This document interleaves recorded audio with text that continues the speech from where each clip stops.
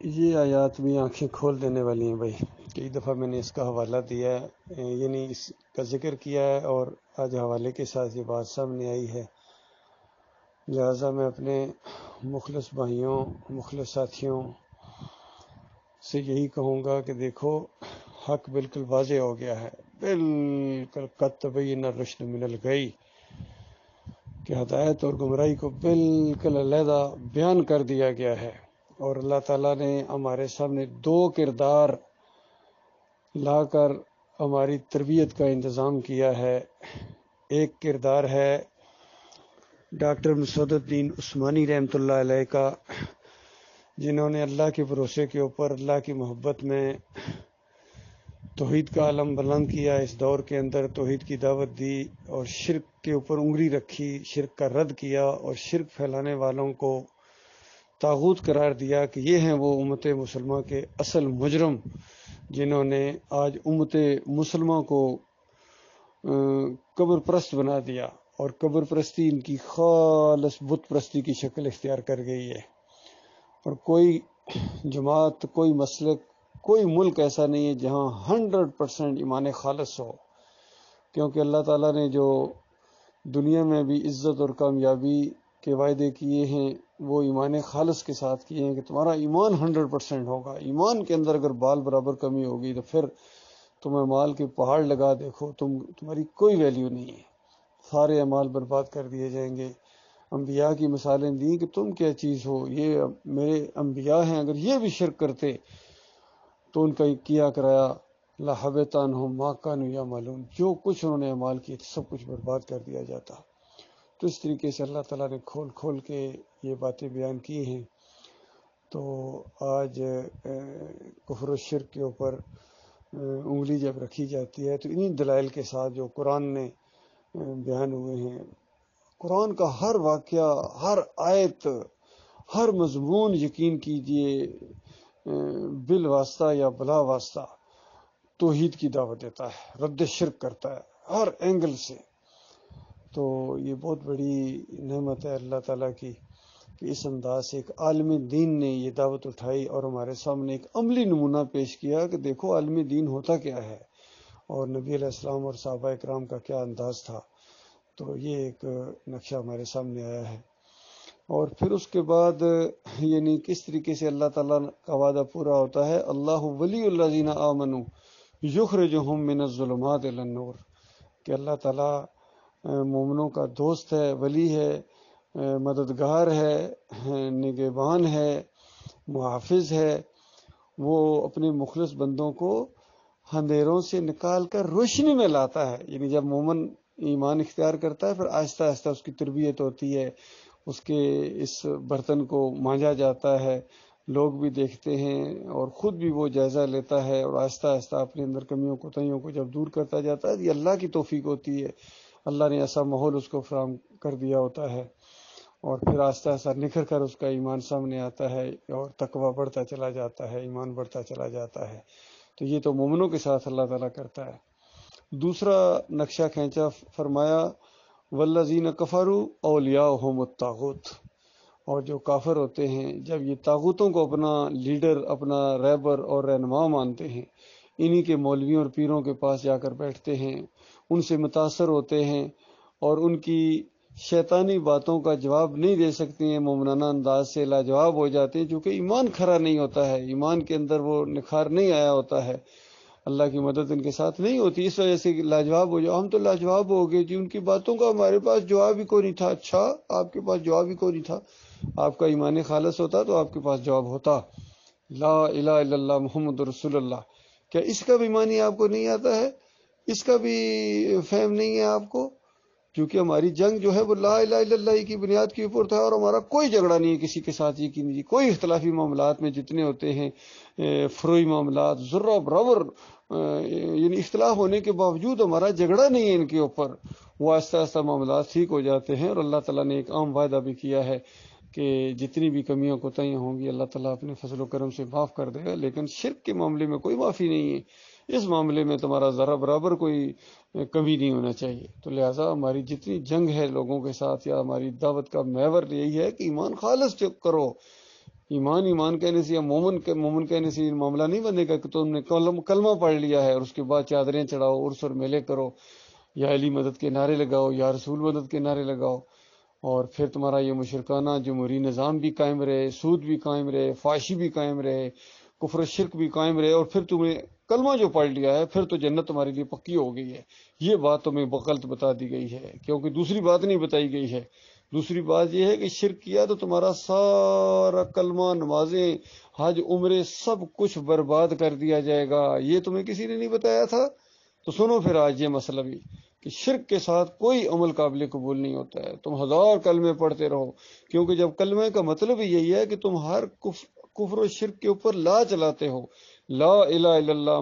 محمد رسول اللہ جب کہتے ہو تو سارے کفر و شرک کے اوپر لا چل جاتا ہے،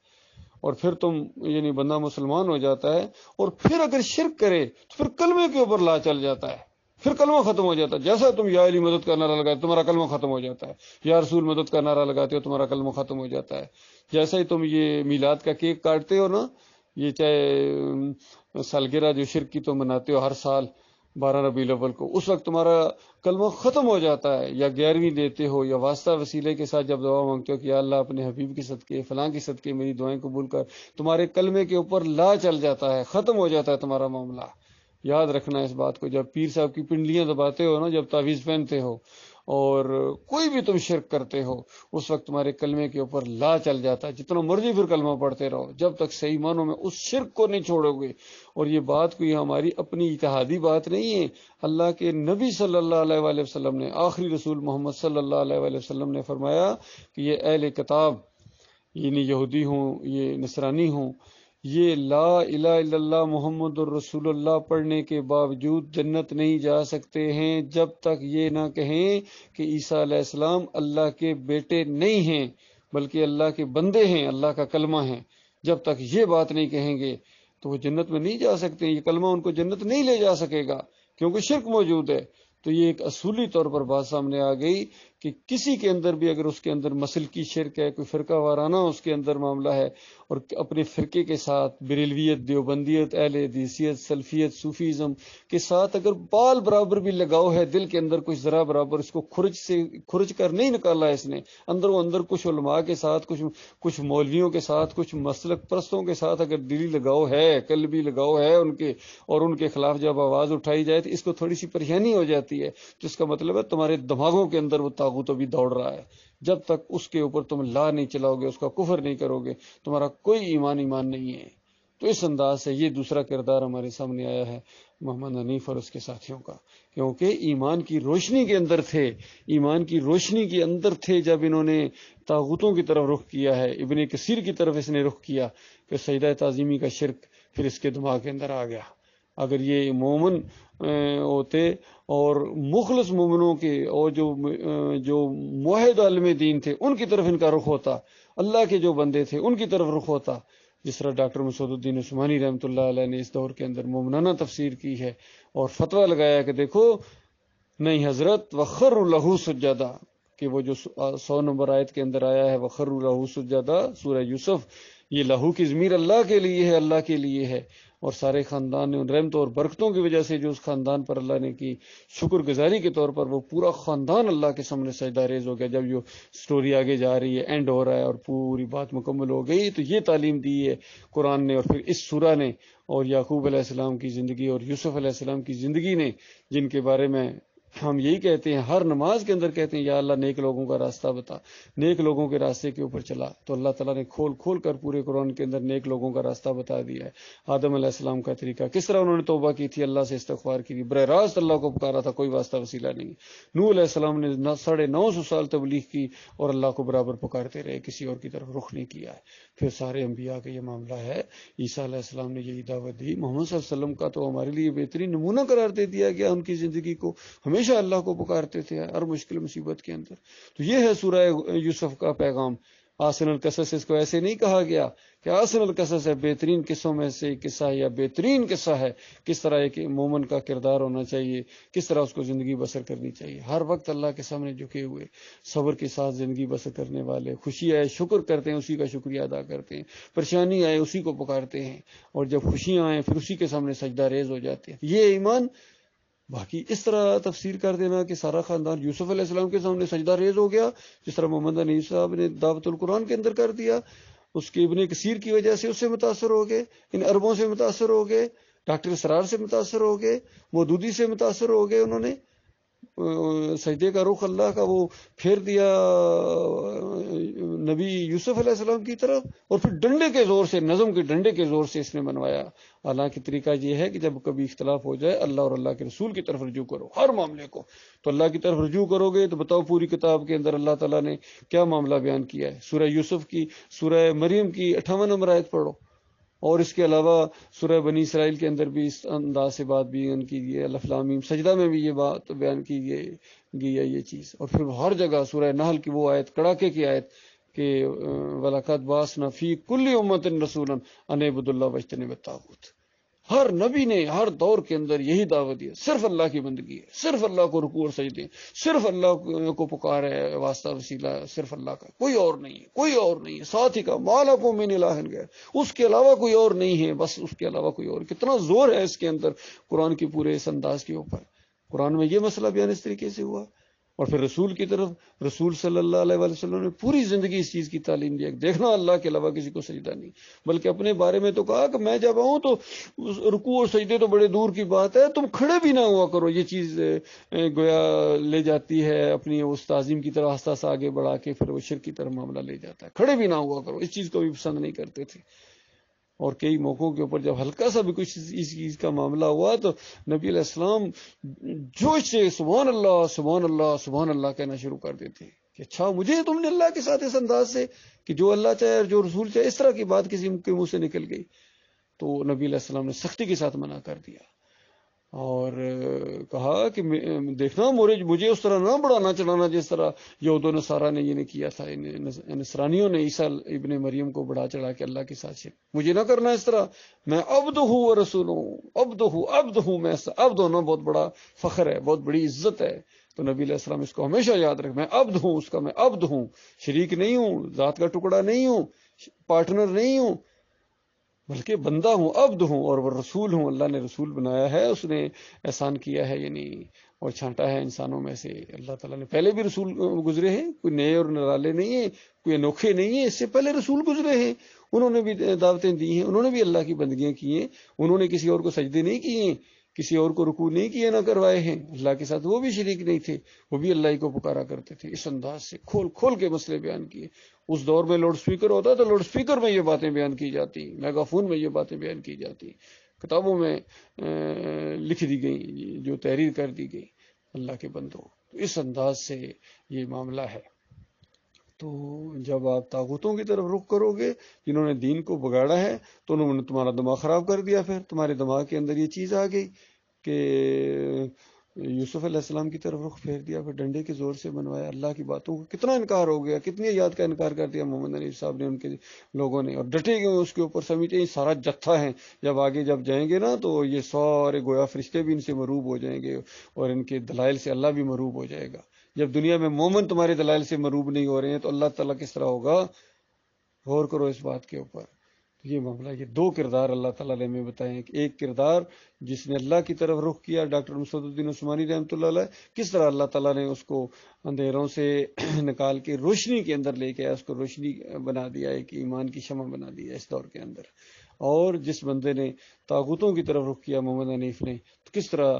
روشنی سے، ایمان اور نور سے نکال کے اللہ تعالیٰ نے آہستہ آہستہ اس کو اندھیروں کے اندر، کفر و شرک کے اندھیروں کے اندر لے گیا اللہ تعالیٰ ان کو۔ یہی بات اللہ نے کہی ہے، والذین کفروا اولیاءہم الطاغوت، کہ جو کافر ہوتے ہیں، جو طاغوت کو اپنا امیر بنائیں اور اپنا لیڈر بنائیں، پھر وہ اس کے بعد طاغوت کا تو کام ہی یہی ہے وَيَصُدُّونَ عَنْ سَبِيلِ اللَّهِ، اللہ کے راستے سے روک دیتے ہیں۔ آج جس نے اللہ کے راستے سے روک دیا، مومنوں کو آپس میں لڑا دیا، نفرتیں پیدا کر دی، اندازہ لگائی ہے، ذرا غور نہیں کرتے، ذرا غور نہیں کرتے ان کے پیچھے والے۔ بتاؤ ہمارے اندر کون سا شرک ہے اللہ کے بندوں؟ کیا ہم اسی ایمان کے اوپر نہیں؟ ہم اگر کہیں کہ ہم اسی ایمان کے اوپر ہیں تو بالکل بات سمجھ میں آتی ہے، اور جب تم نے اپنا ایمان عقیدہ ٹیڑھا کر دیا تو کیسے کہہ سکتے ہو ہم اسی ایمان کے عقیدے کے اوپر ہیں؟ یہ اتنی سادہ سی بات آپ کی سمجھ میں نہیں آتی ہے؟ ابھی بھی وقت ہے، دنیا ہے، توبہ کر لو، معافی مانگ لو اپنے مالک اور خالق سے، اپنا رشتہ بندگی کا پھر بحال کر دو، ورنہ جن کی موت آ گئی ہے وہ کبھی دوبارہ واپس نہیں آ سکیں گے۔ آپ لوگ بھی آگے چلے جائیں گے، پھر کبھی واپس نہیں آ سکو گے۔ وہاں تمہیں محمد حنیف صاحب نہیں بچائیں گے، نہ قاری خلیل الرحمان بچائیں گے، نہ عتیق الرحمان بچائیں گے، نہ منور سلطان بچائے گا، نہ عبداللہ عمر بچائے گا، یہ جو ڈاکٹر عمر خطاب کا بیٹا، جو گلے پھاڑ پھاڑ کے شرک اور کفر کی حمایت میں محمد حنیف کو خوش کرنے کے لیے جس نے اللہ کی کتاب کو پسے پش ڈال دیا پیچھے، اور فاجون وہاں سے ہر جگہ یہ وہ تقریریں کرتے ہیں ایمان کے خلاف، توحید کے خلاف، شرک کے حمایتی بن گئے ہیں۔ سب نے ایکا کر لیا ہے کہ یہ سجدہ یوسف علیہ السلام کو ایکا کر لیا انہوں نے اللہ کی کتاب کے خلاف، اور مومنانہ تفسیر کے خلاف انہوں نے مشرکانہ تفسیر کو رائج کر دیا، اور پھر ڈنڈے کے زور سے منوایا، نہ مردوں کو بالکل نہ مرد کر دیا، مجاہدوں کو مجاور بنا دیا۔ بہرحال بچا وہی ہے جس کو اللہ نے بچایا، جس پر اللہ نے رحم کیا، اللہ کا لاکھ لاکھ شکر ہے، مالک نے ایمان خالص عطا فرمایا۔ باقی اب یہی ہے، جو مخلص مومن بچے ہیں کبھی ان کی طرف رخ نہ کرنا، یقین کیجئے، کبھی ان کی طرف، ان کے پاس جا کر بیٹھو گے سے ان کو تو یہ اپنے جیسا تمہیں کر دیں گے، یقین کیجئے۔ ان کی حیثیت پوری طرح کھل کے آ گئی، ان مرتدین کی بھی، ان منافقوں کی بھی، اور ان بھاگیوں کی بھی۔ کبھی ان کو ان سے کسی خیر کی امید نہ رکھنا، یہ تمہیں اپنے جیسا کر دیں گے، اور انہوں نے کر دیا ہے۔ جو بھی ہمارے مراکز میں آتے جاتے تھے، ہمارے کچھ ساتھیوں کو انہوں نے اپنی طرح کر دیا ہے، باغی کر دیا ہے، بغاوت پر اکسا دیا ہے، اپنے نظم سے انہوں نے بغاوت کر دی۔ تو ٹھیک ہے، انتظار کرو، قیامت کے دن ہر باغی کی پیٹھ کے اوپر جھنڈا گاڑا جائے گا اس کی بغاوت کے سائز کے مطابق۔ اس وقت پتہ چلے گا بڑا باغی کون تھا اور چھوٹے کون تھے اور پیچھے چلنے والے کون تھے۔ اس وقت پچھتاوا ہوگا میرے بھائیوں، لیکن وہ پچھتاوا ایسا خوفناک پچھتاوا ہے، واپس نہیں آ سکو گے۔ آج موقع ہے، ایمان خالص کا یہ پلیٹ فارم موجود ہے الحمدللہ، اور دن بدن یہ مضبوط سے مضبوط تر ہوتا چلا جا رہا ہے الحمدللہ۔ اس کے ساتھ دو، آج اگر ذرا سی بھی تمہارے اندر عقل ہے، فہم و فراست ہے، اس کا ساتھ دو۔